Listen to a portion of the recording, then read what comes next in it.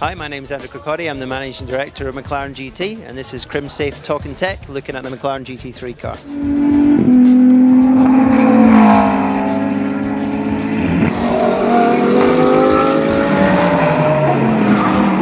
So basically this is a GT3 car which is converted from the MP4-12C road car. In our case, there's quite a lot to change. So with the road car, it has a lot of technical features that are not allowed within the regulations. So there's a huge amount of change that we've got to do to this car. It's obviously a carbon fibre chassis, so it's very different to most cars that you'll ever see out there on the racetrack. But also on the road car, it has things like active suspension, it has brake steer, it has lots of different functions that we can't have in the regulations. So there's quite a lot of change that we have to make to the car. So one of the first things you'll see in here is it's got a roll bar. Now in the road car, it doesn't have roll bars because it's got an active system which basically keeps all four wheels on the road at all times. So that's quite a big change for us. We have to take all of the suspension components off the car. We have to change the uprights because we have to go to center lock wheels. So generally what you'll find in GT3 cars is they're able to convert what they've got from the road car and make it into a race car. But in our case, we had to get rid of all of that. We have to change to motorsport ABS.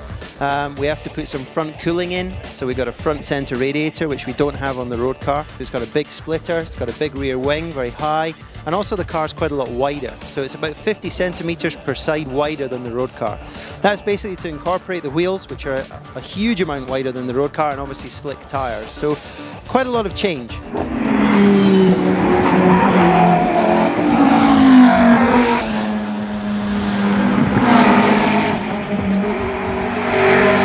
There's quite a lot of differences as well in the interior of the car. Obviously there's no interior, there's no carpets, no luxuries, no air conditioning, nothing like that. There's not a lot in there at all.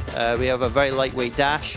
It replicates pretty much the road car feel, but also we have a membrane switch panel in the middle. So it's just a touch sensitive thing in the middle for starting the car and doing other functions that might be needed in the pits.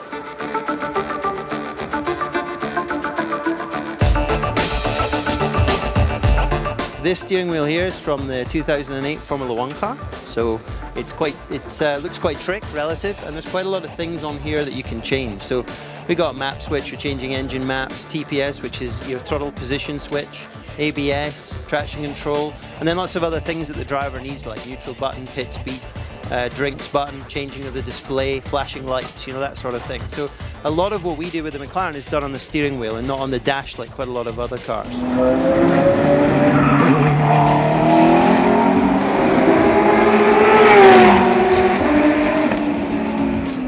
We use a different boost control to the road car.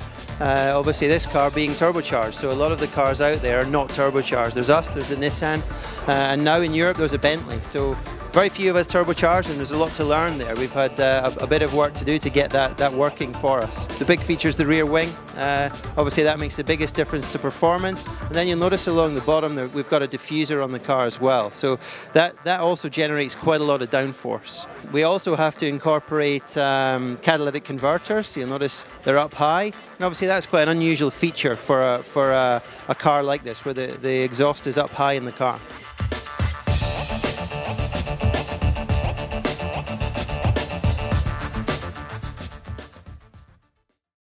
Buying security screens? Most Crimsafe lookalikes can pop out in just a few seconds, but the real Crimsafe doesn't, thanks to its patented screw clamp.